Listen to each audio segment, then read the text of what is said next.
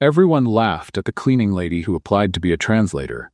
But when she answered a call from an Italian billionaire, everyone in the office was shocked.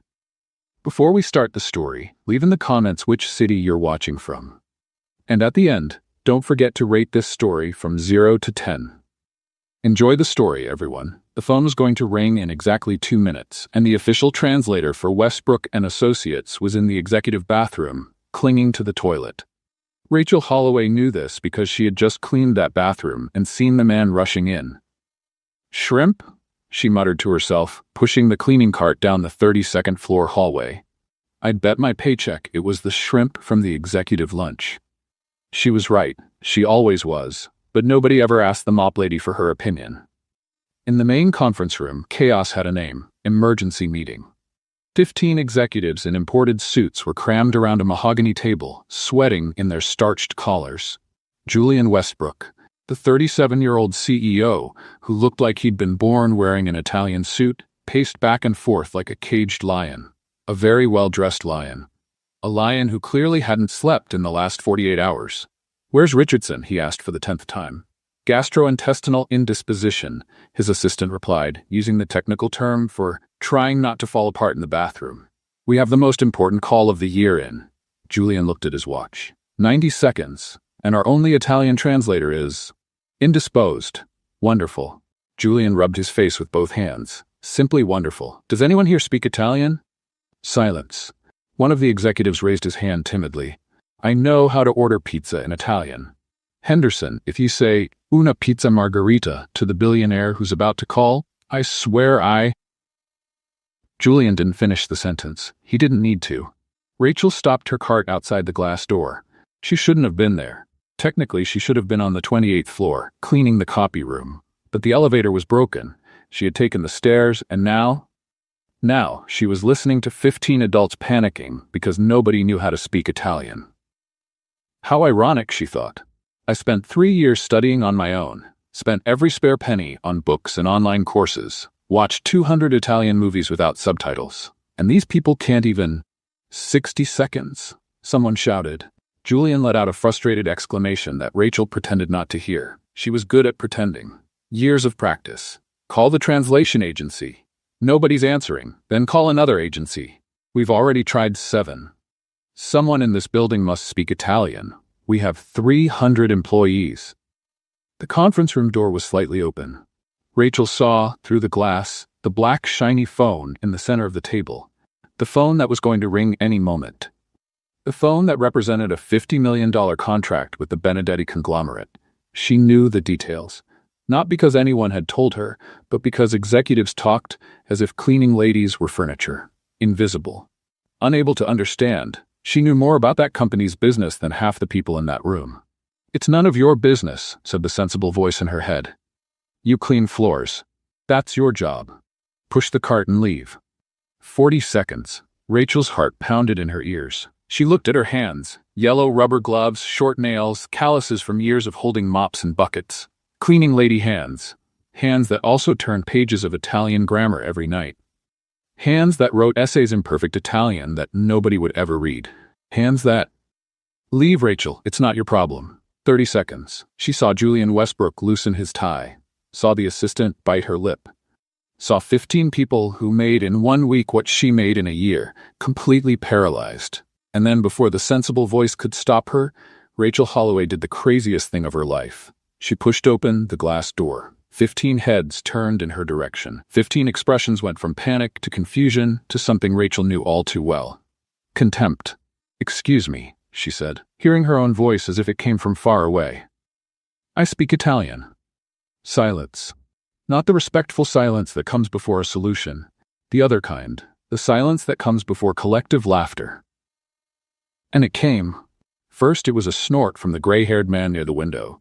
Then a poorly disguised giggle from the woman with glasses in the corner. Within 3 seconds, half the room was exchanging looks that said everything their mouths didn't need to say. "Dear," the woman with glasses finally spoke. With that sweet voice cruel people use when they want to seem kind, "we need a professional translator, not someone who knows how to say hello and thank you in Italian."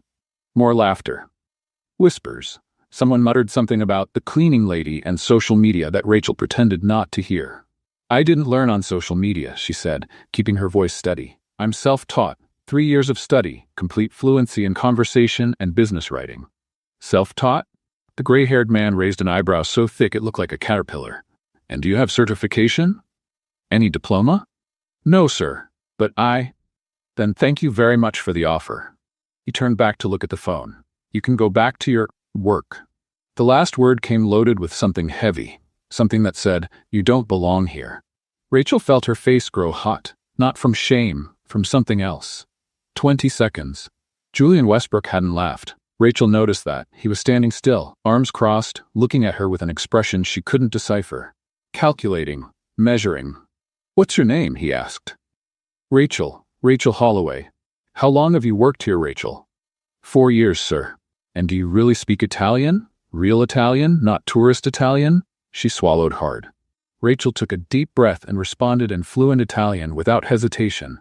Yes, sir. I speak Italian fluently. I studied on my own for 3 years, every night after work. I don't have diplomas because I can't afford them, but I can translate any business document and conduct any negotiation. The room went silent, not the mocking silence from before. Another kind.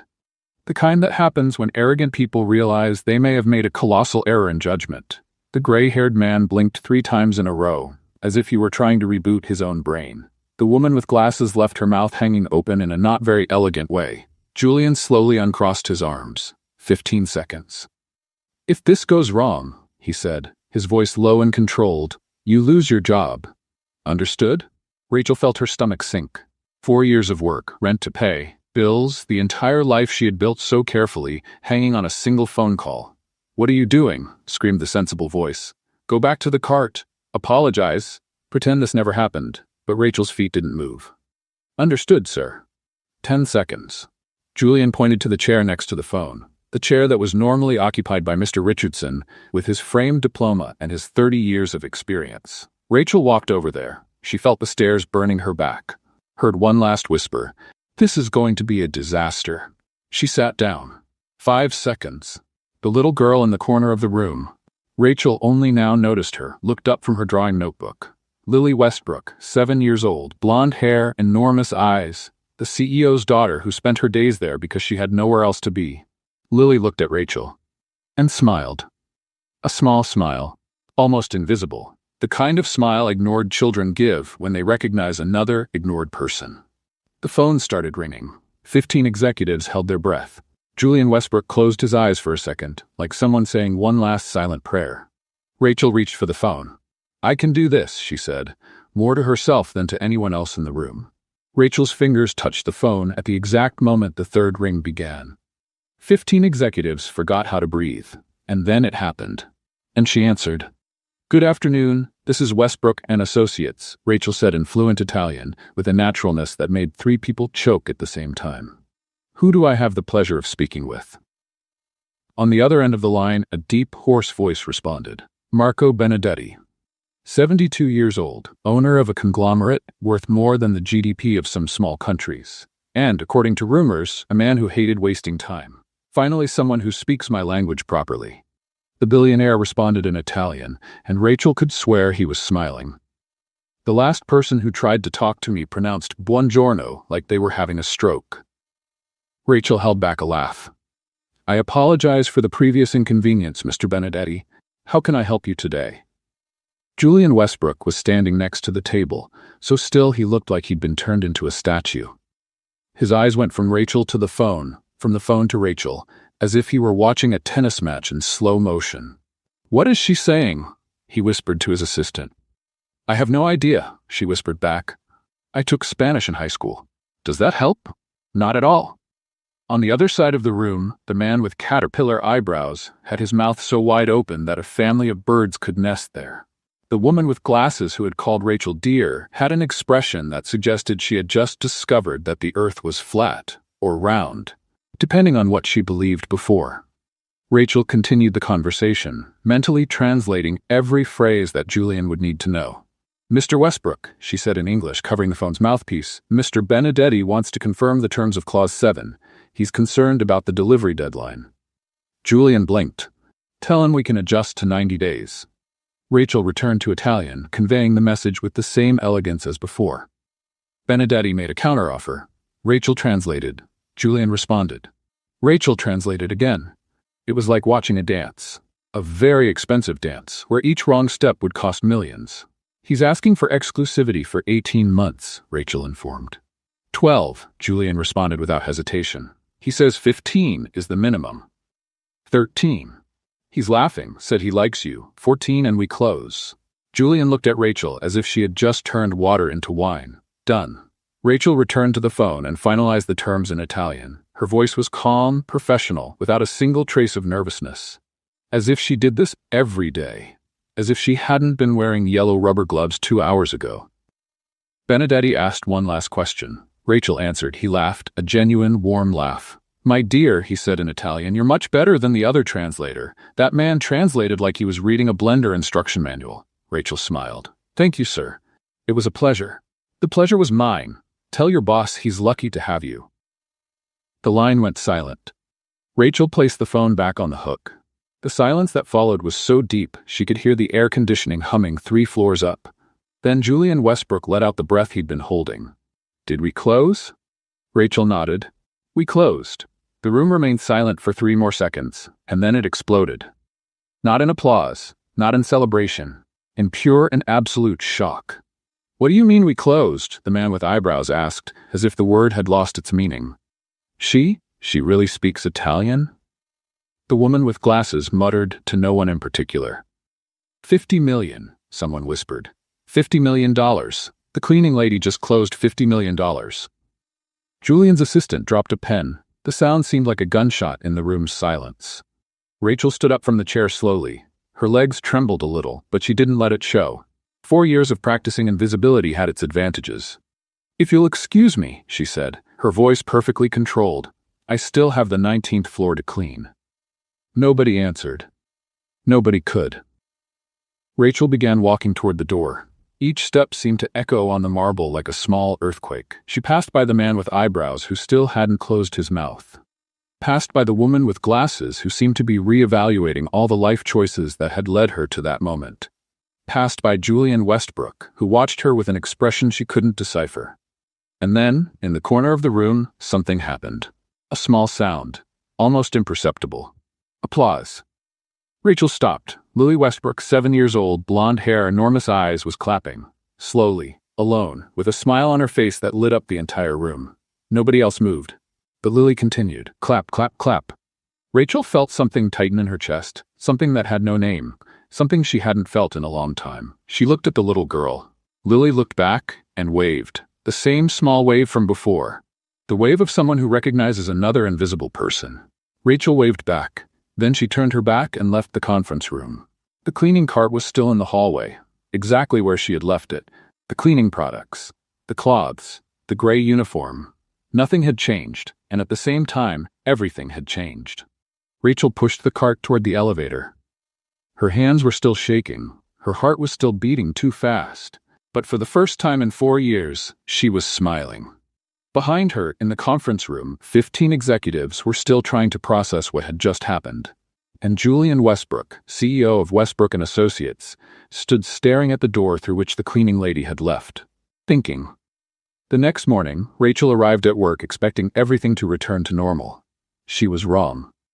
Julian Westbrook's assistant intercepted her before she could even touch the cleaning cart. The woman appeared out of nowhere, like a high-heeled ninja, and snatched the glass cleaner spray from Rachel's hands without any ceremony. Mr. Westbrook wants to see you, she said, breathless. Now. Immediately. Yesterday, if possible. But now. And that's how Rachel found herself standing at the door of the CEO's office, still trying to process what was happening. Julian Westbrook was behind the desk, holding a white envelope with both hands. His fingers drummed on the paper as if he didn't know exactly what to do with it. The envelope was thick and smelled of corporate embarrassment. Sit down, Julian said, pointing to the leather chair in front of the desk. I'm fine standing, sir. Please, sit down. Rachel sat. The chair was absurdly comfortable, the kind of comfort that made you question all your furniture choices in life. Julian remained standing, pacing back and forth. The envelope went back and forth between his hands like a hot potato. So, he began. So, she repeated. Silence. Julian cleared his throat. Yesterday was interesting. It was, sir. You saved a $50 million contract. Technically, I only translated. You closed the contract. Julian stopped walking, looked at her with an expression that mixed surprise and something like respect. Are you always like this? Like what, sir? Modest. Rachel considered the question for a moment. It's not modesty, it's accuracy. I spoke Italian, you negotiated. The credit is shared. Julian let out a short laugh. It seemed like he hadn't laughed in weeks, maybe months. Right, well, he finally stopped in front of her and extended the envelope. This is for you. Rachel took the envelope slowly, opened it carefully. $50 bills stared back at her. $5,000. She stared at the money for 3 seconds, then 4, then 5. It's a thank you, Julian explained, clearly uncomfortable with the silence. For what you did yesterday. The company is grateful. I'm grateful. Rachel kept looking at the bills. $5,000. Several months' rent, the overdue bills. The advanced Italian course she wanted to take, an emergency fund she never had. $5,000 solved a lot, and at the same time, it solved nothing. Thank you, Mr. Westbrook, she said, closing the envelope. It's very generous. It's the least I could do. Rachel waited for him to say something else, waited for the word promotion, or opportunity, or we want to use your talent in another position. The seconds passed. Julian went back behind the desk, sat in the executive chair, picked up a pen. That was all, he said without looking at her. You can go back to work. Rachel felt something wither inside her chest, something small and hopeful that had started to sprout the night before. Of course, sir. She stood up. The leather chair sighed as she left. Mr. Westbrook? He looked up. Yes? Rachel opened her mouth, closed it, opened it again. Ask about the promotion. Ask if there's an opening. Ask if you can be more than a cleaning lady who happens to speak Italian. But the words didn't come out, because she knew the answer, knew it before she even entered that room. Nothing, she said. Thank you for the envelope. Julian nodded and returned to his papers. Rachel left the room. In the hallway, the assistant was waiting for her, leaning against the wall, biting a nail with a poorly disguised expression of curiosity. So, she asked, almost jumping. What did he want? Is he going to promote you? Give you an office? A nameplate? Rachel held up the envelope. Tip. Tip, $5,000, for saving $50 million. The assistant's eyes widened, then narrowed, doing mental calculations. Her lips moved as she counted on her fingers like a third grader. Wait, that's, she muttered, 0.01%. You're great at math. I know, I almost failed 3 times. The assistant crossed her arms and huffed. You know what he gave me last Christmas? A card. A card, Rachel. It didn't even have an envelope. At least you got a card. It was addressed to Team. She made air quotes with her fingers. Team. He didn't even remember my name. I've worked here for 2 years. 2 years, Rachel. What's your name again? The assistant opened her mouth to answer, then stopped, narrowed her eyes. That was a joke, right? Rachel gave a half smile. Maybe. Brenda. My name is Brenda, and you're the first person on this floor who asked. She tilted her head. Well, you didn't really ask, but it almost counts. Rachel laughed. For the first time that morning, she really laughed. We're 2 invisible people then, Brenda. Brenda shrugged, but there was a smile there. At least you speak Italian. I only know how to complain in English. She pushed off from the wall. But hey, if you need someone to complain with, let me know. I'm a specialist. I'll remember that. Rachel walked to the cleaning cart. It remained in the same place, the same products, the same cloths, the same gray uniform. She tucked the envelope into her apron pocket. Next to the Italian notebook that nobody knew existed. $5,000, she thought. It's more than I've received in any bonus. It's more than I expected to receive. But it wasn't what she wanted. What she wanted didn't fit in an envelope. She pushed the cart toward the elevator. The 19th floor still needed to be cleaned. The 18th floor bathrooms were waiting. The routine continued. She pressed the elevator button. Hey! Rachel turned around. Lily Westbrook was running down the hallway, her drawing notebook swinging in her hand. Her shoes made too much noise on the marble floor, and at least 3 executives looked on with disapproval. She didn't seem to notice or care. Hi, Lily said, stopping in front of Rachel, breathless. Hi, Rachel responded, surprised. You were really nice yesterday, on the phone. Thank you, Lily. My dad said you saved the company. Rachel smiled. Your dad is exaggerating. He always exaggerates. Lily tilted her head. Are you leaving? No, I'm just going to clean other floors. Oh, the girl seemed relieved. So you're coming back? I am. I always come back. Lily smiled. A real smile, not the polite smile children learn to give adults. Good, I don't like it when people leave. Something in her voice made Rachel pause. Something too sad for a 7-year-old girl. I'm not leaving, Lily, Rachel said, crouching down to be at her height. I promise. Lily nodded. Then she extended her hand, showing a folded piece of paper. This is for you. Rachel took the paper, unfolded it. It was a drawing, done with colored pencils. A woman in a gray uniform, holding a phone. Next to it, crooked letters said, "The lady who speaks beautifully." Rachel felt her eyes burn. Lily, this is... Do you like it? It's the most beautiful gift I've ever received. Lily smiled again. Then she ran off down the hallway as fast as she had arrived. Rachel stood there holding the drawing.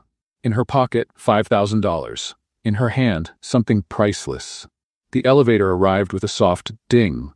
Rachel stepped in, still looking at the drawing, and for the first time she realized that maybe, just maybe, she wasn't so invisible after all.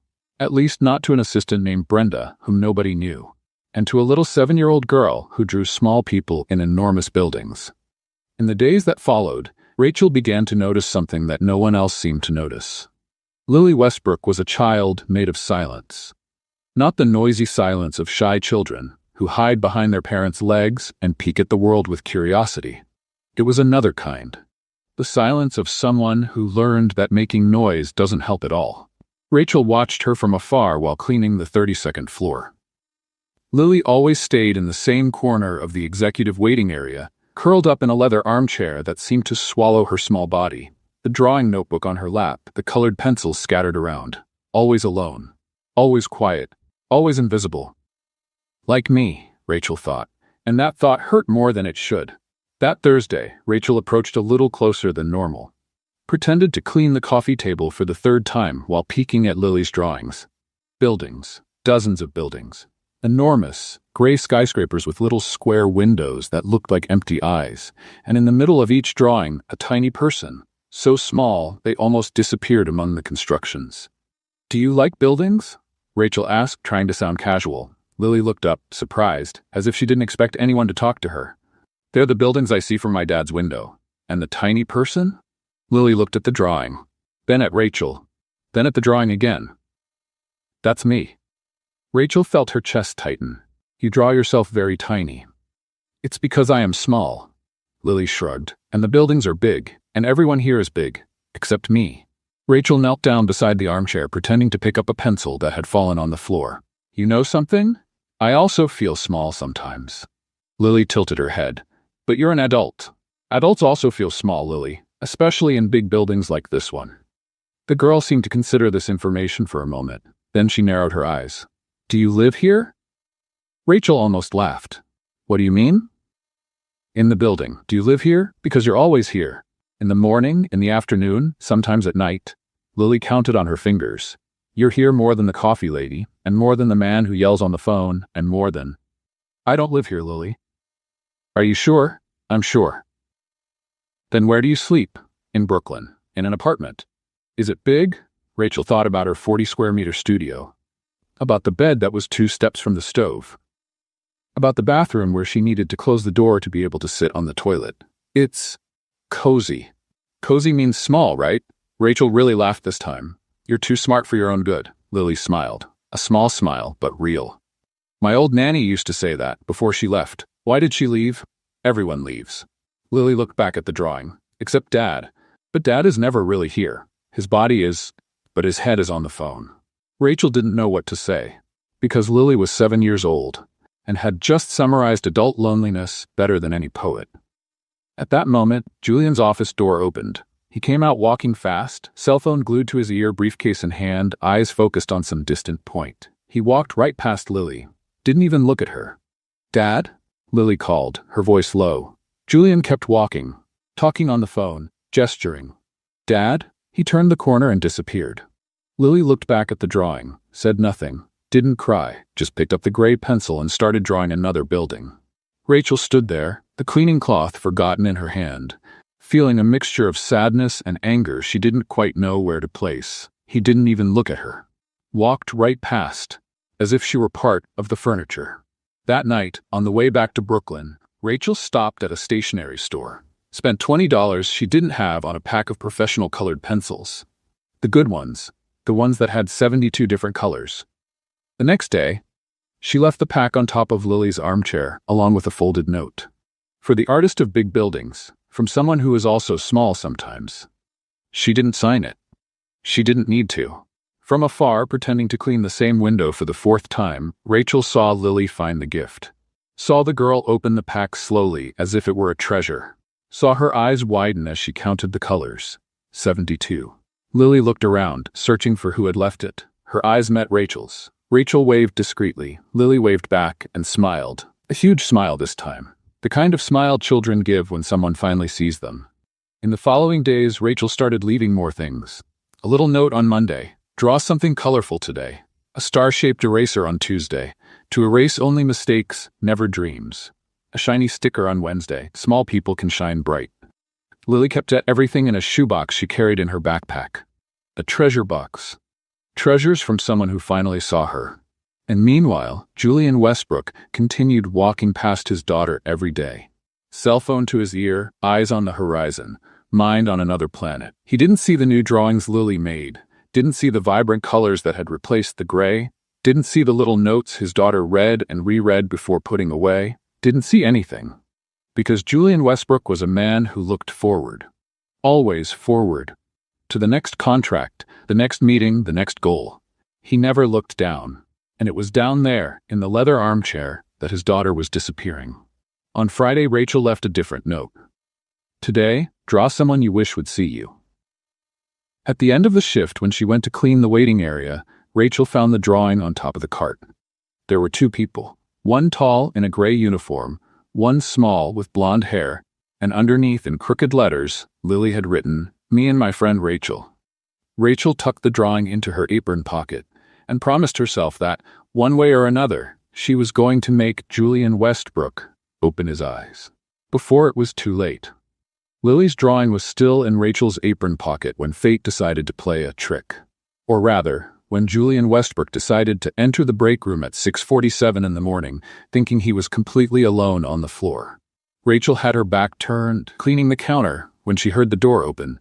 She didn't turn around. She was used to being invisible. People came in, got coffee, left. Nobody looked at the woman in the gray uniform scrubbing the sink. But this time was different. "No, Henderson. I don't care what the lawyer said." Julian was talking on the phone, his voice echoing in the empty break room. "Tell them that reviewing the contract is not optional. It's mandatory. It's fundamental. It's absolutely." He stopped walking, because he had just noticed he wasn't alone. And because Rachel had chosen exactly that moment to turn around. What happened next became legend on the 32nd floor. Julian got startled. His body gave an involuntary jump. The cell phone slipped from one hand, the coffee cup slipped from the other, and for one glorious moment, the 3 objects, phone, cup, and the CEO's dignity, flew in slow motion through the air. The phone hit the floor with a crack. The cup shattered into pieces.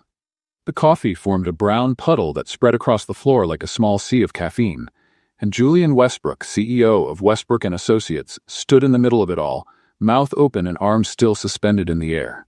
Rachel blinked. "Good morning, Mr. Westbrook," he blinked back. You were there." "I was there." "The whole time?" "The whole time." Julian looked at the floor, at the coffee, at the cup shards, at the cell phone that was still emitting Henderson's confused voice asking, Sir, are you there?" Then he looked at Rachel. "This is embarrassing? I was going to say unexpected. Embarrassing is more accurate." Julian opened his mouth to respond, but nothing came out. He looked like a fish out of water, a very well-dressed fish in an Italian suit and imported shoes, but still a fish. Rachel grabbed the paper towel roll from the counter and held it out to him. "It happens." "What?"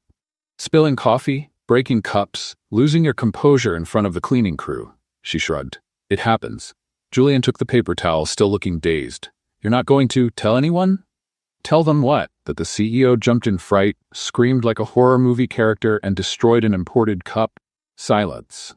And then, against all logic and all rules of corporate hierarchy, Julian Westbrook laughed. It wasn't a polite laugh. It wasn't the controlled laugh he gave in board meetings. It was a real laugh, the kind that escapes before you can stop it. I didn't scream, he said, still laughing. Sir, with all due respect, it was a scream. It was a exclamation of surprise. It was a high-pitched scream, almost ultrasonic. I think the dogs in the neighborhood heard it. Julian shook his head, but the smile was still there. Are you always like this? Like what? Honest. Rachel considered the question. Only with people who just screamed in front of me. I didn't scream. Of course not, sir. Julian bent down to pick up the cup shards, but Rachel was faster. Let me handle it, she said, already with the dustpan in hand. It's literally my job. I can help. Mr. Westbrook, no offense, but you're wearing a suit, and that suit looks like it came from a Fifth Avenue display window. You know about suits? No, but I know about coffee stains, and this one is going to be hard to get out. Julian looked at his own sleeve. A brown drop had splattered on the white shirt cuff. Oh no. Oh yes. He rubbed the fabric with the paper towel, only making it worse. Rachel sighed. Cold water. Not hot. And don't rub, press. Julian stopped and looked at her. How do you know that? Sir, I've been cleaning this building for 4 years. I've seen stains that would make a scientist cry. Coffee is easy. He laughed again. This time it was softer, more tired. It's been a while since I laughed like this, he admitted, almost to himself. Rachel stopped sweeping for a second. It's been a while since you stopped to have coffee in peace too, I bet. Julian didn't respond. But the expression on his face said everything. He leaned against the counter, looking at the cracked phone on the floor. Henderson was still there, shouting, Sir, did the call drop? I should answer that, Julian said. You should. He didn't move. Your daughter draws very well, Rachel said, without thinking. Julian looked up. You saw Lily's drawings? Sometimes I clean near the waiting area. She stays there drawing. Yeah, she likes to draw. Julian ran his hand through his hair.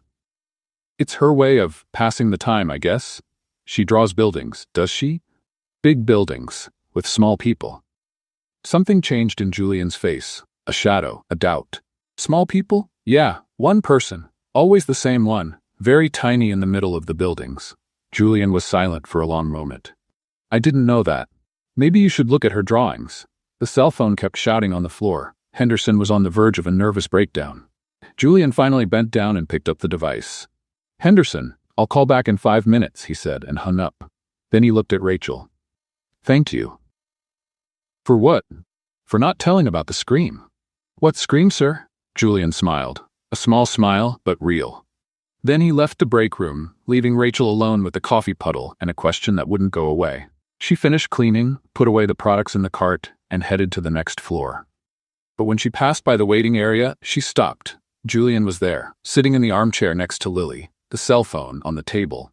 Turned off. He was holding one of the drawings. His face looked strange, pale. Lily looked at her father with wide eyes, waiting, and then Julian turned the drawing over.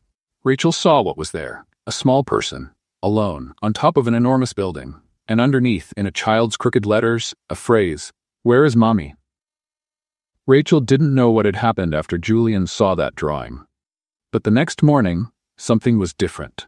The CEO arrived at the office with deep bags under his eyes, his hair less neat than usual, and an expression Rachel knew well. The expression of someone who spent the entire night thinking about things they would have preferred to ignore.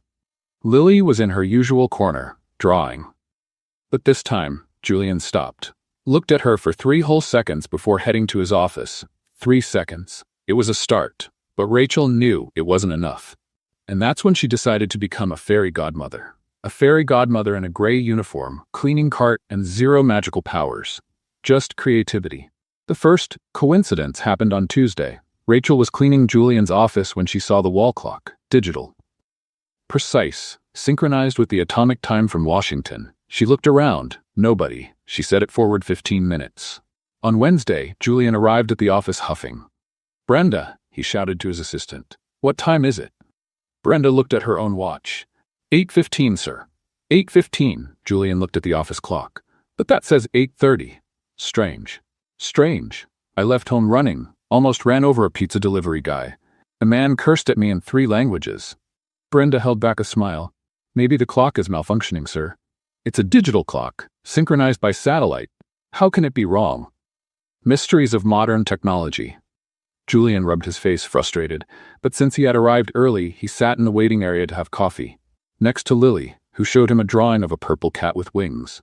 Rachel watched from afar, pretending to clean the same window for the 6th time. 15 minutes. That's all she needed to create. The second coincidence came on Thursday. Julian's cell phone had the terrible habit of staying on his desk all day, screaming notifications every 30 seconds. The man was unable to ignore a single message, so Rachel decided to help. When Julian left for a quick meeting, she entered the office to clean. The phone was there, shining like a little demon of corporate anxiety. Rachel picked it up carefully and put it inside the supply closet drawer. The drawer nobody had opened in months, the drawer that probably had cobwebs and forgotten dreams of former interns. 2 hours later, Julian was going crazy. "Brenda, have you seen my cell phone?" "No, sir. I left it on top of the desk. Maybe it fell?" "Fell where?" "Into the dimensional black hole that apparently exists in my office." Brenda shrugged. "It happens. It happens. It happens." Julian ran his hands through his hair, making it even messier. "First the clock goes crazy, now the phone disappears. What's next? The chair's going to grow legs and walk away?" "I wouldn't rule it out, sir." Julian looked at her suspiciously, but said nothing. Without a phone, he had no choice. He left the office, wandered the floor, and ended up, as if by chance, in the waiting area, where Lily was drawing. "Dad," she said, surprised. "Aren't you working?" "I'm taking a break." "A break?" Lily's eyes widened as if he had said he was going to fly to the moon. "You never take breaks." "Well," Julian sat next to her. "What are you drawing?" "A mermaid, but she has robot legs." "Why?" "Because mermaids can't walk, but robots can, so she's both things." Julian looked at the drawing for a long moment. "That's actually very smart," Lily smiled. A huge smile. Rachel, passing through the hallway with the cart, saw the scene and felt her chest warm. The third coincidence was the boldest. On Friday, Rachel left one of Lily's drawings right in the center of Julian's desk. A drawing the girl had made the day before. A man in a suit, a girl with blonde hair, and the words, "Me and Daddy," in colorful letters. When Julian entered the office and saw the drawing, he stopped, stared at it for a while. Then, instead of throwing it in a drawer or ignoring it, he grabbed tape and stuck the drawing on the wall behind the desk. Rachel saw this from the doorway, pretending to look for a cleaning product that didn't exist.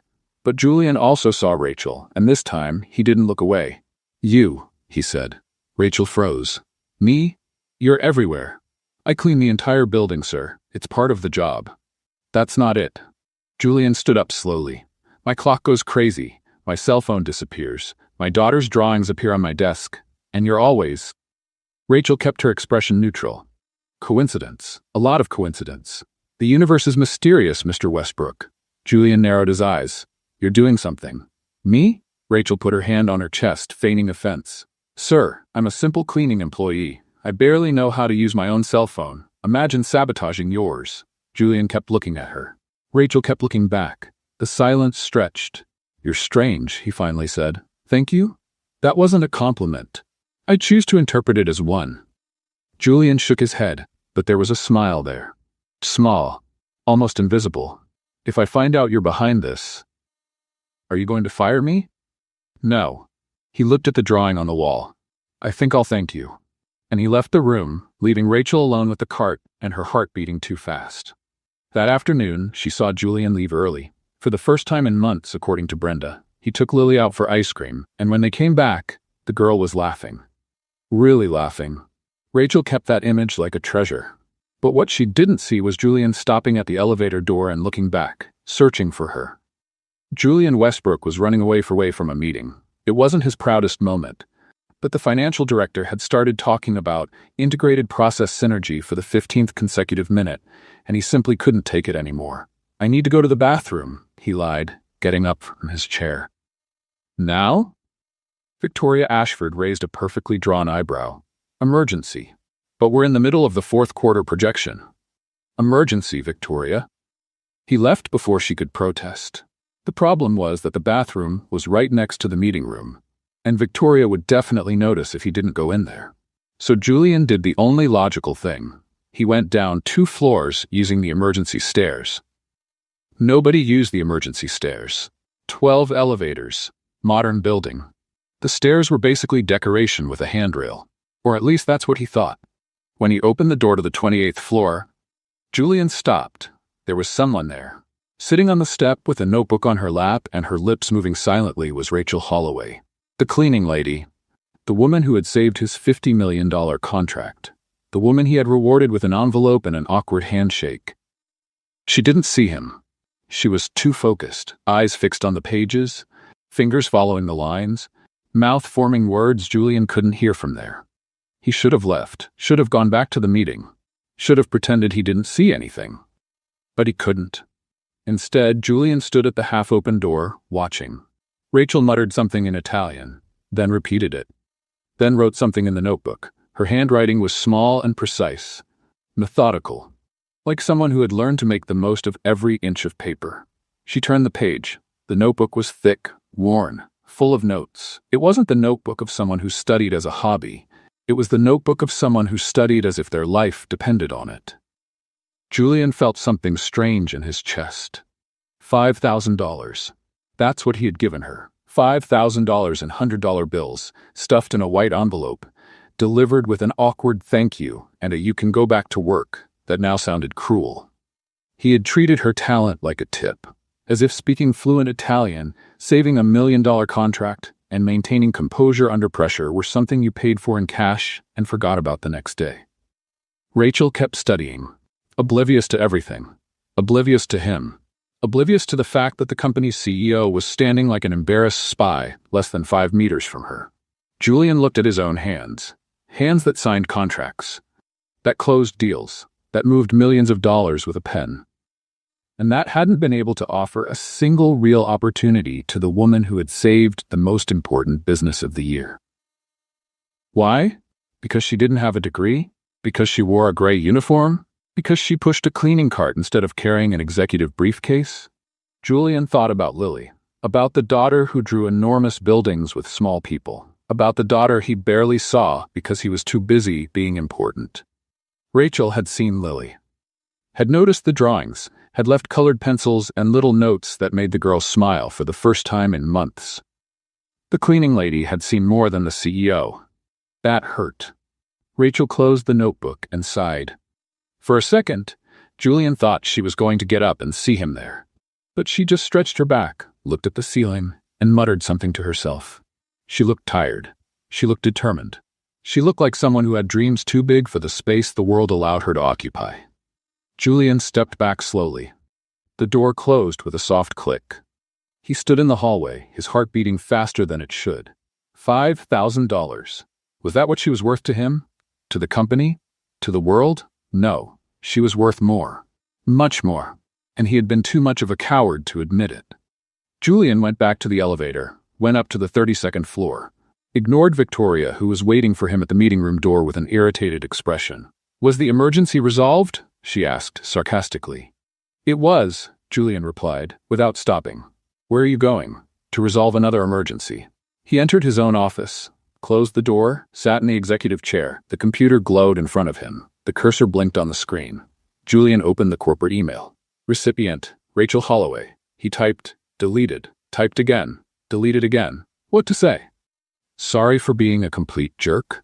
You deserved more than an envelope. I saw you studying on the stairs and realized I'm a terrible judge of character. Nothing seemed right, but something needed to be said. Julian took a deep breath and started typing. Rachel, we need to talk. Not about cleaning, not about translation, about you. Tomorrow at 8 a.m. in my office, Julian Westbrook. He reread it 3 times, 4, 5. Then, before he could change his mind, he clicked send. The email disappeared from the screen. Julian leaned back in his chair and looked at Lily's drawing on the wall. The drawing that said "Me and Daddy" in colorful letters. He had been blind for too long. With Lily, with Rachel, with everything that really mattered. But maybe, just maybe, there was still time to fix it. On the emergency stairs, 2 floors below, Rachel put away the notebook in the cart and went back to work. Not knowing that everything was about to change, Rachel read the email 47 times. She counted. There was nothing else to do at 3 a.m. besides stare at the old computer screen and panic silently. We need to talk. 4 words. 4 words that could mean anything. Promotion. Firing. Lawsuit for hiding his phone in the supply drawer. Anything. She didn't sleep. At 6 a.m, she was in the tiny bathroom of the apartment, looking at her own reflection in the stained mirror. Good morning, Mr. Westbrook, she rehearsed. I received your email and no, too formal. Hi, Julian. How are you? No, too informal. And since when did she call him Julian? Mr. Westbrook, before you say anything, I can explain about the clock and the phone and Lily's drawings and… No, that was basically a confession. Rachel rubbed her face with her hands. Okay, breathe. You faced an Italian billionaire on the phone. You can face an American CEO in person. The reflection in the mirror didn't look convinced. At 8 o'clock sharp, Rachel was standing in front of Julian's office, her heart beating so hard she was sure Brenda could hear it from the reception desk. Are you going to go in, or are you going to take root there? Brenda asked, without looking up from the computer. I'm mentally preparing myself. He doesn't bite. Are you sure? Brenda finally looked at her. Rachel, he spent the entire week asking about you, about your schedule, about how long you've worked here, about whether you're happy. She went back to typing. The man is obsessed, and not in the bad way. Rachel swallowed hard. Is that supposed to calm me down? It should. Now go in before I push you. Rachel knocked on the door. Come in, Julian's voice answered. She entered. The office looked different. Or maybe Rachel was looking with different eyes. Lily's drawing was still on the wall behind the desk. Me and Daddy, in colorful letters. But now there was another drawing next to it. More recent. A mermaid with robot legs. Julian was standing near the window, looking at the city below. When Rachel entered, he turned around. Thank you for coming. You sent an email saying we need to talk. That's not exactly something you ignore. A minimal smile crossed his face. Please sit down. Rachel sat in the same leather chair from weeks ago, the $5,000 chair. The chair that now seemed to belong to another life. Julian didn't sit behind the desk. Instead, he pulled up a chair and sat in front of her. Close, as if they were equals. I saw you yesterday, he said. Rachel froze. You saw me? On the emergency stairs, studying. Her heart sank. Mr. Westbrook, I can explain. It was my break time. I wasn't. Rachel, she stopped. I'm not angry, Julian said. I'm impressed. Silence. What? She managed to say. That notebook, how many pages does it have? 347. You did it by yourself? Yes. No course? No teacher? No one helping you? Yes. Julian shook his head slowly. Why didn't you ever tell me? Rachel almost laughed. Tell what, sir? That the cleaning lady dreams of being a translator? That I spend my nights studying something I'll never be able to use? That I have an invisible diploma that's worthless because it doesn't have a university stamp? Her voice trembled at the end. She didn't want it to tremble, but it did. Julian was silent, looking at her, waiting. I always wanted more, Rachel continued, the words coming out before she could stop them. Ever since I was a child, but my family didn't have money for college, barely had money for food, so I worked, cleaned houses, offices, buildings, and every night when I got home, I studied, because it was the only thing no one could take from me. She took a deep breath. I never asked for a chance, because I learned that people like me don't get chances. We get tips, envelopes, pats on the back, and thank you very much, you can go back to your work. The silence that followed was heavy. Julian didn't look away. I was one of those pats on the back, he said. Wasn't I? Rachel didn't answer. She didn't need to. $5,000, Julian continued. That's what I thought you were worth. $5,000 in a white envelope. It was more than most would give. It was less than you deserved. He stood up, went to the desk, picked up a folder. I have a proposal for you, Rachel.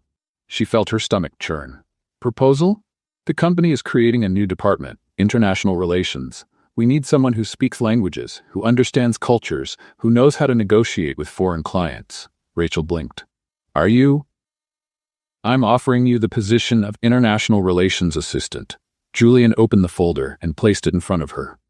Competitive salary, full benefits, and one more thing. Rachel looked at the papers. Numbers, terms, things she never imagined seeing with her own name. What else? She asked, her voice almost a whisper. The company will pay for your specialization, a translation and interpretation course, recognized certification. Julian looked her in the eyes. You're going to have the diploma you always deserved, Rachel, and no one will ever be able to say you're not qualified again. Rachel stood still, without words, without air, not knowing if she was awake or if she had fallen asleep on the subway and was dreaming. Why are you doing this? She finally asked. Julian looked at Lily's drawings on the wall. Because you taught me to see what was right in front of me. He looked back at her. Now it's my turn to do the same for you. Rachel accepts Julian's proposal, not imagining what would come next. Brenda came in, pale as paper. Mr. Westbrook, we have a problem, the Benedetti contract. They discovered an error. The Italian is furious. And he's threatening to cancel everything. Rachel was still in her gray uniform when chaos found her. She didn't even have time to process that she had just accepted Julian's proposal. No time to breathe, to celebrate, to call someone and shout, "I did it." Brenda came into the office talking about contract, error, furious billionaire, and suddenly Rachel was running down the hallway in zero heels and a cleaning uniform. Life was like that. You win the lottery and immediately trip on the curb. When she arrived at the conference room, the scene was one of pure corporate desperation. The same 15 executives from weeks ago were there. But this time, nobody was smiling. The man with caterpillar eyebrows was so pale he looked like he had aged 10 years and 10 minutes. Victoria Ashford, the woman with "Are you the receptionist?" had her lipstick smudged from biting her lips so much. And in the center of the table, the speakerphone was spitting out furious Italian. Marco Benedetti was yelling. Not yelling politely like American executives do. Really yelling. Yelling like only a 72-year-old Italian can yell when he feels cheated. "What is he saying?" Victoria asked, desperate. "We don't know," the man with eyebrows responded. "Nobody here speaks Italian. Use the phone app. I already tried." The app translated contractual clause as Santa Claus. "What do you mean, Santa Claus?" "I don't know. Technology is a mystery." Rachel stopped at the door, breathless. 15 heads turned toward her. 15 expressions went from desperation to confusion to something she knew well. "Hope. You," Victoria pointed. "The woman who speaks Italian." "Rachel," she corrected. "My name is Rachel." "Whatever. Can you translate?" Rachel looked at Julian, who had just entered behind her. He nodded. "She can," he said. "She can." Rachel walked to the phone. Her gray uniform seemed even more out of place among the suits and tailored outfits, but she didn't care. Not anymore. "Mr. Benedetti," she said in Italian, her voice calm. "This is Rachel Holloway. We spoke a few weeks ago. Do you remember me?" The yelling stopped. The silence that followed was almost deafening. "The woman from the phone," Benedetti said, his voice still irritated but less furious. "The only competent person in that entire company." "Thank you, sir. Can you explain the problem to me?" "The problem? The problem." He started yelling again, but now in a tone Rachel could manage. "Your contract says I have to deliver the products in 15 days. 15. We agreed on 90. Rachel closed her eyes. 15. 90. In Italian, 15 and 90. Richardson, the official translator, had confused the two. He was probably feverish, delirious, and thought he was doing a good job. He wasn't. "Mr. Benedetti, there was a translation error," Rachel said, staying calm. "The company takes full responsibility. The correct terms are 90 days as we agreed. I can send a corrected version in 2 hours. 2 hours? An hour and a half." Silence. "Will you review it yourself? Word by word, sir? And if there's another error?" "There won't be." Benedetti was quiet for a moment. Rachel could feel 15 pairs of eyes burning her back. "You have courage, young lady," he finally said. "I like people with courage. An hour and a half, not a second more." "Thank you, sir." The line went silent. Rachel let out the breath she'd been holding, and then the room exploded. She saved the contract. Again. "Someone get water, coffee, whatever she wants." Victoria approached, stumbling over her own words. "Rachel, that day in the break room, when I confused you." "With the receptionist?" Rachel completed. "Yes. I'm sorry." Rachel looked at her for a moment. "It's okay, Victoria, but next time maybe pay attention to the uniform before asking someone to call your manicurist." Victoria nodded, red as a tomato in a blue suit. Julian moved to the center of the room. Everyone fell silent. "Before you go back to your desks," he said, his voice firm, "I have an announcement." The executives exchanged looks. Julian looked at Rachel. She felt her heart race. As of today, Rachel Holloway is no longer an employee of the cleaning staff. Murmurs. Confused looks. "She has accepted the position of International Relations Assistant," Julian continued. "She will work directly with me on all negotiations with foreign clients. Additionally, the company will sponsor her specialization in translation and interpretation." The silence that followed was different from all the others.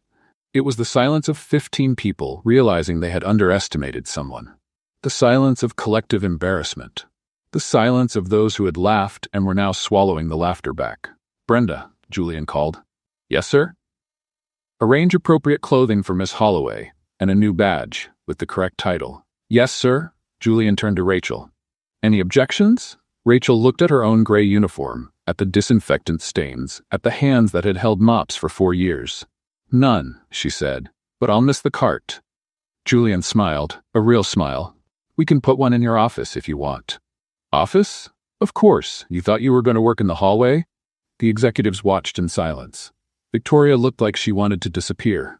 The man with eyebrows had an expression that suggested he was re-evaluating his entire life. Rachel looked around. The cleaning lady nobody saw was now at the center of everything, and this time, nobody was laughing. Then the conference room door opened. Lily Westbrook appeared, the drawing notebook under her arm, her enormous eyes looking for someone. Dad, Brenda said that, Rachel? She stopped, looked at Rachel in the center of the room, looked at the executives around, looked at her father. What's happening? Julian knelt in front of his daughter. Rachel is going to work with Daddy now, sweetie. She won't clean the office anymore. She's going to have her own office. Lily's eyes widened. She's going to stay here? Forever? Forever is a long time, Rachel said, smiling. But for a good while, yes. Lily said nothing, just ran and hugged Rachel with all the strength her 7-year-old arms could muster. I knew it, she whispered. I knew you were special. Rachel felt her eyes burn. 15 executives watched in silence. Julian watched with something in his look that Rachel couldn't name. And there, in the middle of that conference room, still in her gray uniform, hugged by a little girl who drew small people in enormous buildings, Rachel finally understood. She was no longer invisible. And she never would be again. Rachel barely recognized herself in the mirror. The brown hair, always tied in a tight bun, now fell loose over her shoulders in soft waves. The makeup was light, just enough to highlight the honey-colored eyes her mother always said were her greatest treasure. The navy blue blazer hugged her silhouette as if it had been custom-made. The dress pants, the low-heeled shoes, elegant but comfortable. She spun once in front of the mirror in the tiny Brooklyn apartment. This is me, she whispered. This is me now. And for the first time she believed it. The subway was crowded as always, but Rachel didn't mind. She kept her head up, shoulders back. When she arrived at the Westbrook & Associates lobby, the security guard who had seen her for 4 years without ever greeting her nodded. Good morning, miss. Rachel almost stumbled. Miss. Good morning, she responded, hiding her smile. On the 32nd floor, Brenda was waiting for her with a cup of coffee and a conspiratorial smile. Look who arrived looking amazing. She handed over the coffee. If I didn't know you, I'd think you were born in that blazer. I feel strange. Strange beautiful. There's a difference. Brenda picked up a folder from the desk. Oh, and before I forget, your course enrollment was confirmed. Starts next week. Mondays and Wednesdays, 7 to 10 at night. Specialization in translation and interpretation at New York University. Rachel felt her heart race. It's already confirmed? Super confirmed. Mr. at Westbrook made sure to expedite everything personally. Brenda winked. He seems very interested in your education. Brenda. What? I didn't say anything. Rachel rolled her eyes and walked to her office. The nameplate on the door still made her stop for a second. Rachel Holloway, International Relations Assistant. Gold letters on a black background. Her name, her title, her achievement. She went in and smiled at the succulent in the corner. Good morning, little plant. Did you survive the weekend? The succulent didn't answer, but looked fine. Rachel needed more coffee. Brenda's had run out on the way, so she went to the executive break room, determined to master the monstrous coffee maker this time. Third button from the left, she muttered, remembering the tip. Double espresso. Easy. She pressed the button. The machine made a noise. Normal. Another noise. Still normal. And then it started shaking. No, no, no. The coffee came out. Kept coming out. Ugh. Overflowed. Ran down the counter, formed a brown waterfall toward the floor. Which is the stop button? Red one in the middle, someone shouted from the door. Rachel pressed it. The machine stopped, but the break room looked like it had survived a caffeine flood. She turned around. It was Henderson, the executive who had almost ordered pizza in Italian weeks ago. That happens to everyone, he said, clearly lying. Thanks for the solidarity.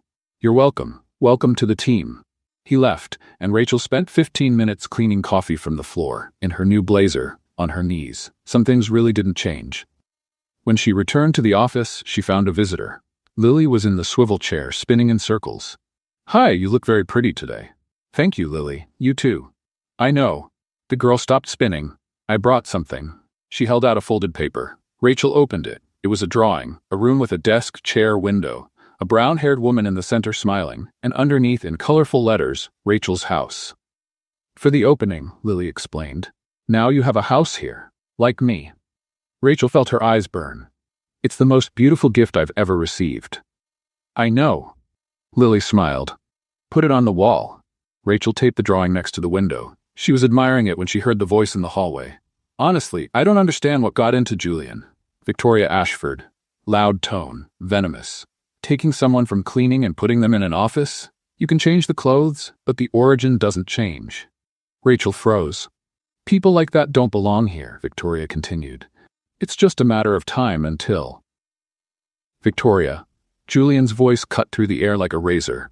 Mr. Westbrook, I heard, and I'll say this once, Rachel is here because she has talent, because she saved a contract that no one in this company could have saved. If I hear one more comment like that, we're going to have a very different conversation. Are we clear? Yes, sir. Hurried footsteps walking away. Rachel let out the breath she'd been holding. A minute later, Julian appeared at the door.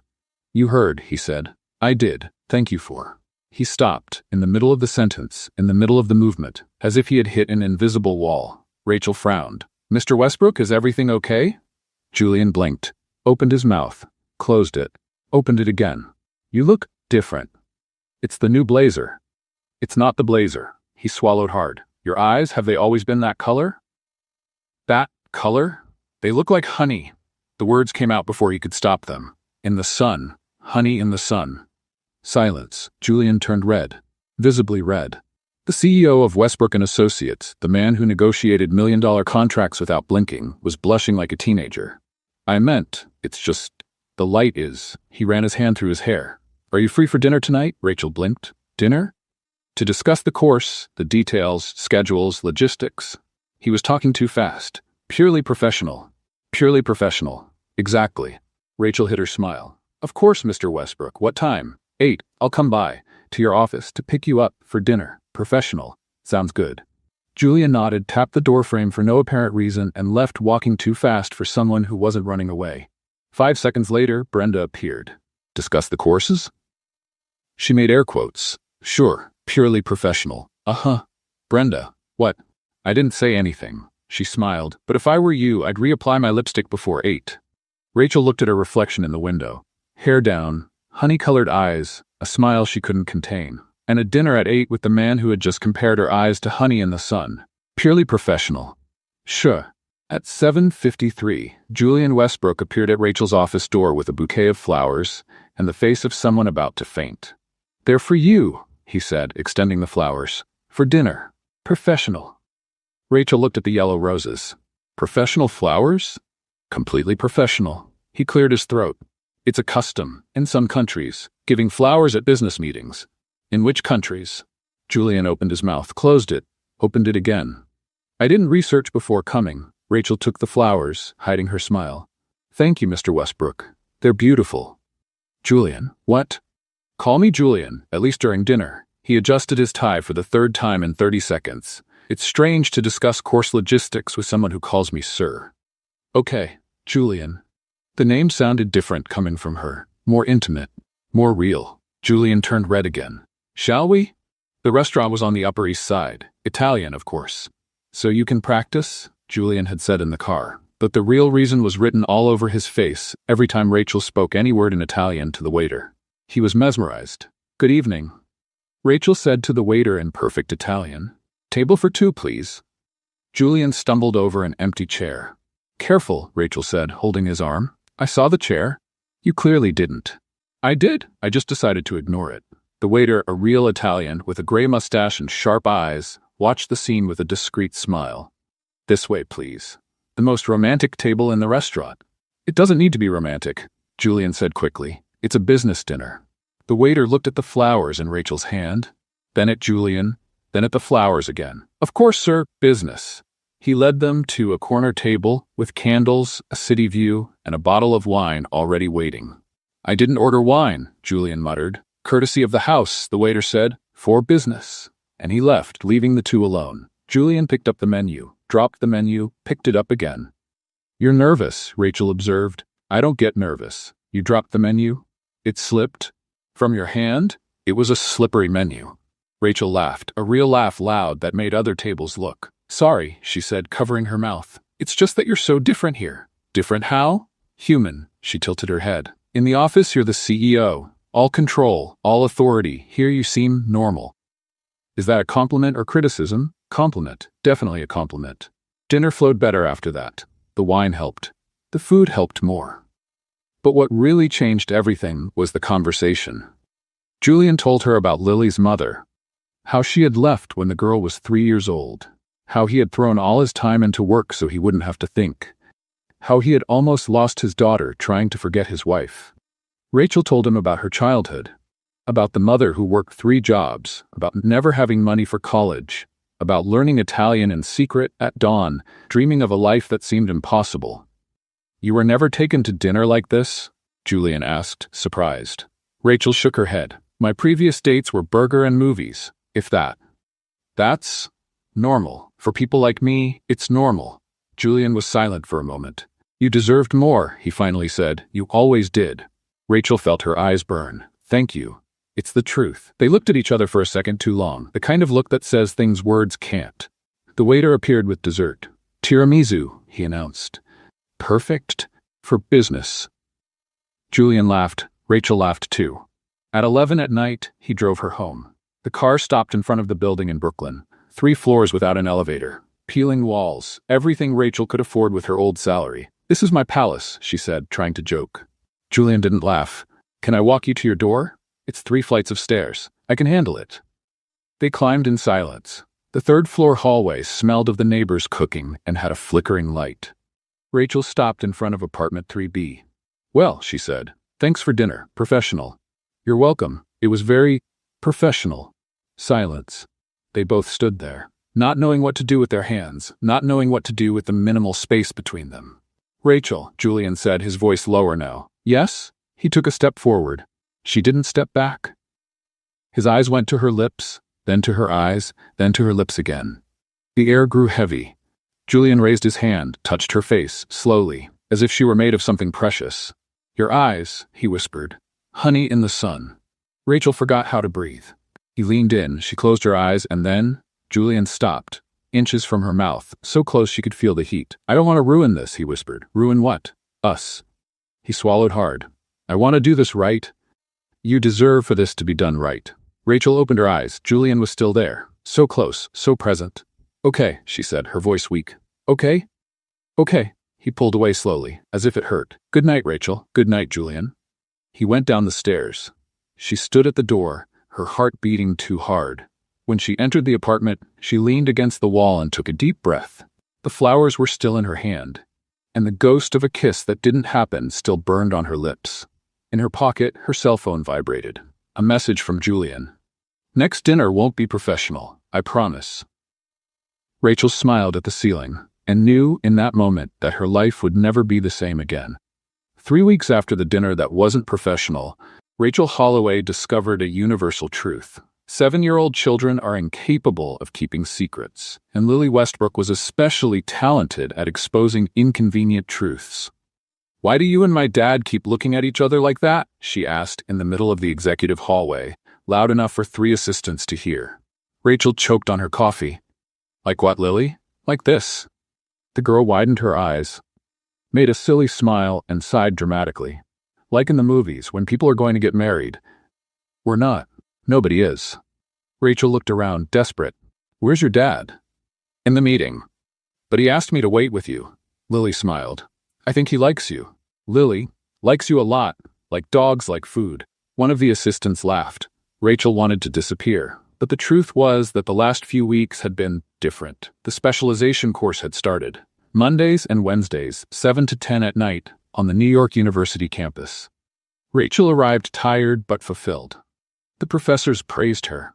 Classmates asked her for help with translations, and every night, when she left class, there was a message from Julian waiting. "How was it today? Have they realized yet that you're the best in the class? Lily wants to know if you can have dinner with us Saturday." The dinners had become routine. First they were professional. then semi-professional. Then simply dinners, the three of them together, Julian, Rachel, and Lily, like a family that didn't have a name yet. And in the office, things had changed too. Looks that lasted a second longer, smiles hidden behind coffee cups, hands that touched by accident when reaching for the same document. Everyone had noticed. Nobody commented. Until that Tuesday. Rachel. Lily appeared at the office door holding her drawing notebook. Come have lunch with us. Lily, I brought my lunch. Dad did too, but he said he prefers to eat in the break room with you. She tilted her head. Please? How do you say no to those eyes? Rachel couldn't. The executive break room was busy at 12:30. Tables occupied, conversations in low tones. And in the corner, Julian Westbrook waiting with 2 lunchboxes and a bouncing daughter. Hi, he said when Rachel arrived. Hi, she replied. Lily rolled her eyes. You guys are weird. The three sat down. Lily in the middle, as always. Rachel on one side, Julian on the other. Dad, will you open my lunchbox? Lily asked. Of course, sweetie. Rachel, can you cut my meat? I can. Lily smiled, satisfied. You guys look like my parents. Rachel dropped her fork. Julian choked on his water. Lily, he said, his voice strangled. We're not. I know you're not married yet. The girl shrugged. But you act the same, like my friend's parents. Minus the divorce. You're not going to divorce, right? We're not even married, Rachel said, her face on fire. But are you going to get married? Lily. What? I just want to know. She crossed her arms. Tommy from my school said that when adults have dinner together every week, it's because they're going to get married.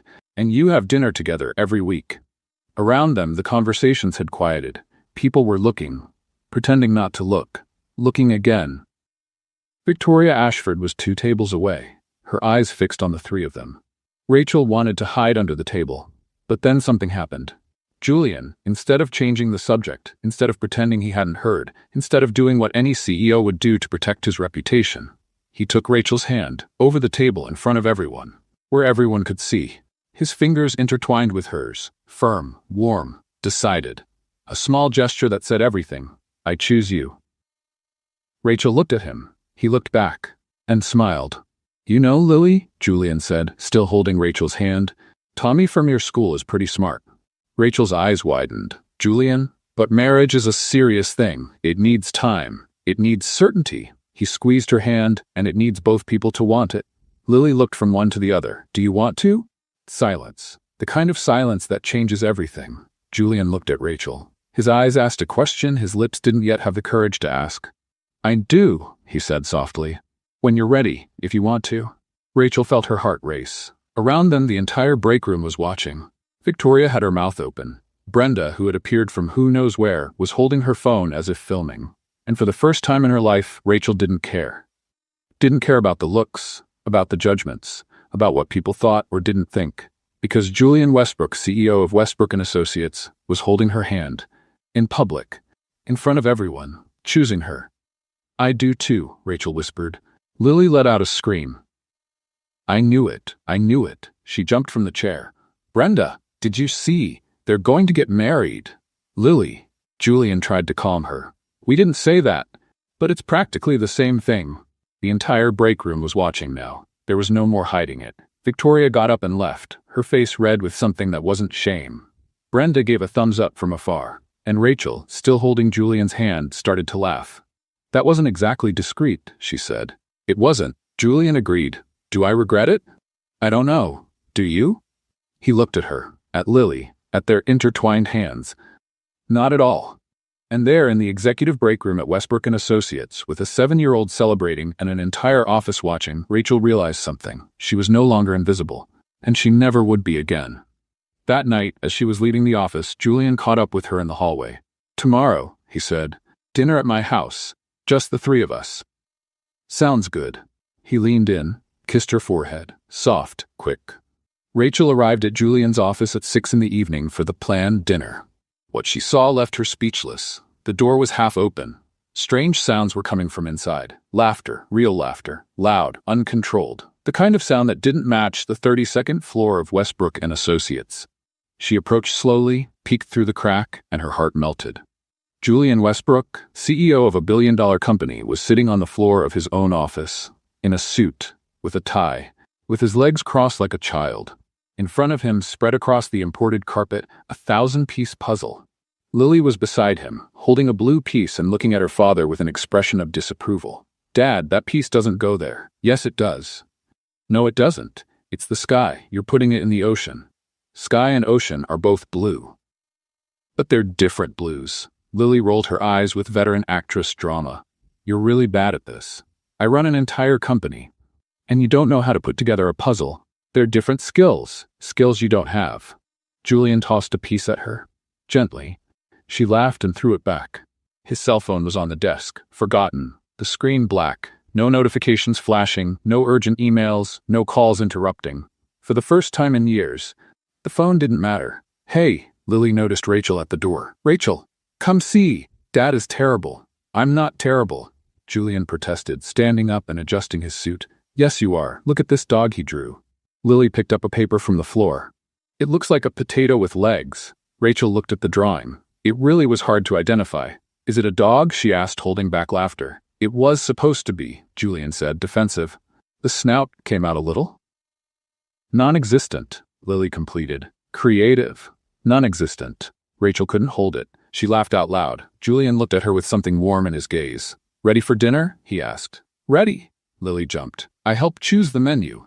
That worries me, Rachel joked. It's only dessert. Lily. Kidding. There's real food too, but lots of dessert. The three left together. In the elevator, Lily held Rachel's hand on one side and her father's on the other. You look like my parents, she said, satisfied. Julian and Rachel exchanged a look. Neither of them corrected her.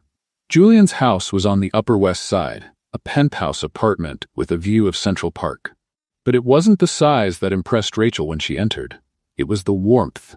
Candles lit on the dining table, fresh flowers in the center, soft music playing in the background, and the smell of home-cooked food, not from a hired chef, but from someone who had actually cooked.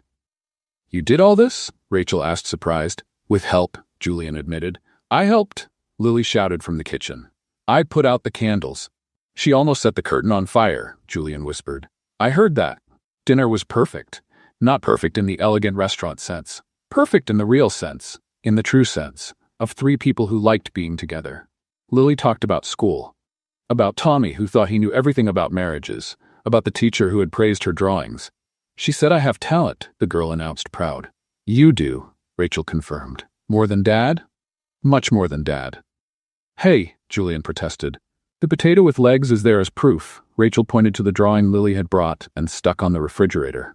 Julian pretended to be offended, but his eyes were smiling.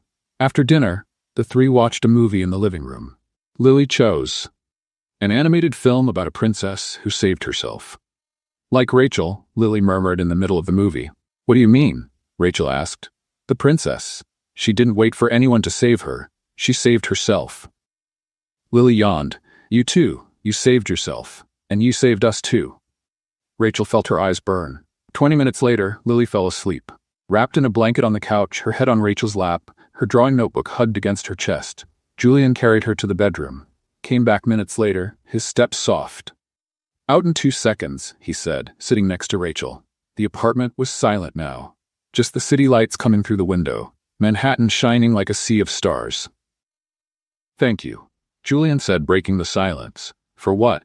For being here. For her. For everything. Rachel turned to look at him. Julian, I was a disaster, Rachel. He ran his hand through his hair. I thought working 70 hours a week was being a good father, that giving her everything she wanted was enough, that she didn't need me, just what I could buy. You didn't know. I did know. He interrupted her. Deep down, I knew, but it was easier to ignore, easier to pretend she was fine, that I was fine. Silence. You saved me, he continued. Not just the company, not just the contract. You saved me from myself. You gave me back my daughter. You reminded me why anything matters. Rachel felt her heart beating hard. He was close, too close, close enough for her to feel his warmth, his cologne. Rachel, yes, I'm going to kiss you now. It wasn't a question, and before she could respond, his lips met hers. The kiss was soft at first, gentle, as if he were asking permission even after having already started. Then it changed. It became more intense, more real. His hands on her face, her hands on his shirt, all the tension of the last few weeks transforming into something beautiful. When they separated, they were both breathless. That was, Rachel began. Necessary, Julian completed. I was going to say perfect. He smiled. the most beautiful smile she had ever seen. "I'm not playing around," he said, holding her hands. "This isn't a fling. I want you in my life, in Lily's life, forever." Rachel looked at him, at the bedroom door where Lily slept, at the city shining outside. "I want that too," she whispered. Julian kissed her again, and there, in that apartment full of candles and too much dessert, Rachel knew she had found what she had always been looking for: a family. In the bedroom, without them knowing, Lily smiled in her sleep. She had already planned everything. Now all that was missing was the ring. 6 months later, Rachel Holloway walked up on stage to receive a piece of paper that changed everything. The New York University auditorium was packed. Families, friends, cameras, flowers.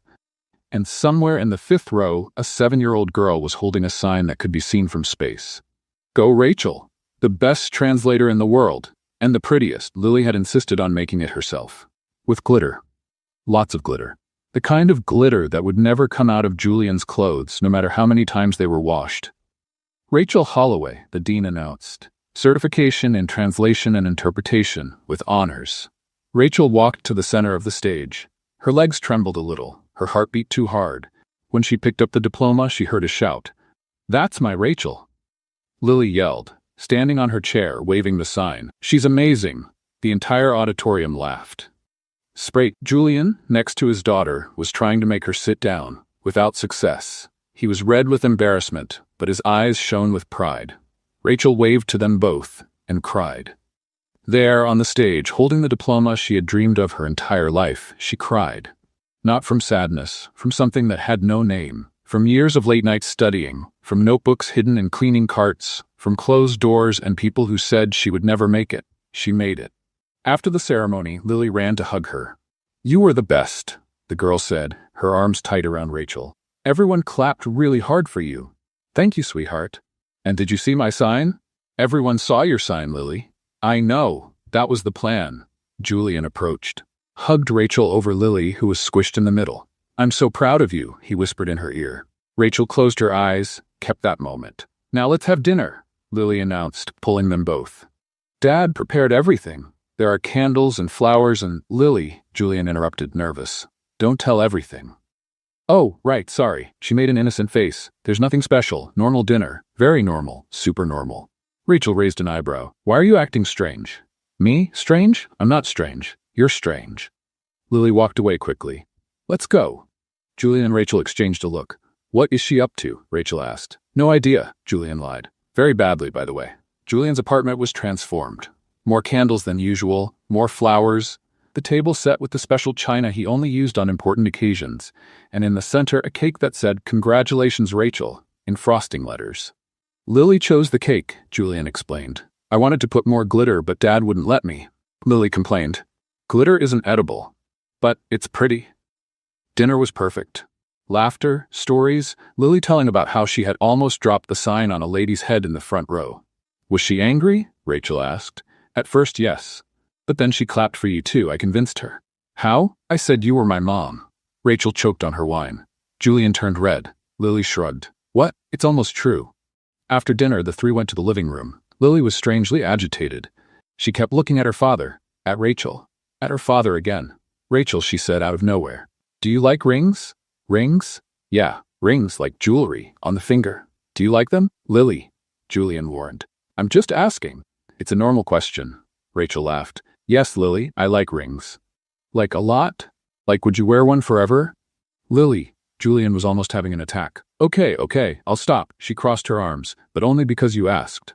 Rachel looked from one to the other. "Okay. You two are acting very strange. What's going on?" Silence. Julian took a deep breath. "Rachel." "Yes?" He stood up, ran his hand through his hair, walked to the window, came back. "I had a speech prepared. It was beautiful. Romantic. I rehearsed all week." "He rehearsed with me," Lily added. "He cried twice." "Lily." "What? It's true." Julian closed his eyes for a second, then looked at Rachel. "I forgot everything I was going to say." "That's okay," Rachel said, her heart racing. "You don't need to." "I do." He walked to her, stopped in front of her. "6 months ago, you were the woman who cleaned my office. The woman nobody saw. The woman I was too blind to see." Rachel felt her eyes burn. "Today, you're the woman who saved my company, who saved my daughter, who saved me."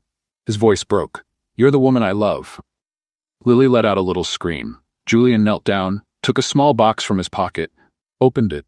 A ring. Simple, elegant, with a stone that shone like honey in the sun. "Rachel Holloway," he said, his hands trembling. "Will you marry me?" Rachel looked at him. At Lily, who was jumping on the couch, at the diploma that was in her purse, waiting to be framed, at the entire life she had built from nothing. The tears fell before she could stop them. "Yes," she whispered. "Yes?" Julian repeated as if he couldn't believe it. "Yes, yes, 1,000 times yes." He put the ring on her finger, stood up, kissed her, and Lily, who couldn't wait any longer, jumped on top of them both. "I knew it. I knew it," she shouted. "Can I be the flower girl, please? I already practiced throwing petals." "You can be whatever you want," Rachel said, hugging the girl. "Can I be the organizer too, Lily? And choose the cake? We'll talk about it." "With glitter?" Julian laughed. Rachel laughed. Lily laughed. And there, in that apartment full of candles and flowers and glitter that would never come out of the carpet, Rachel understood. She had started as the cleaning lady nobody saw. Now she was the center of a family nobody expected. The woman who saved the company. The woman who united father and daughter. The woman who said yes. And as Julian kissed her again, with Lily squished between them complaining that they were crushing her, Rachel knew one thing. Everyone who laughed was left in shock. And she, who had been invisible for so long, finally shone. What did you think of Rachel's story? The cleaning lady everyone underestimated, but who proved that talent doesn't need a diploma to exist.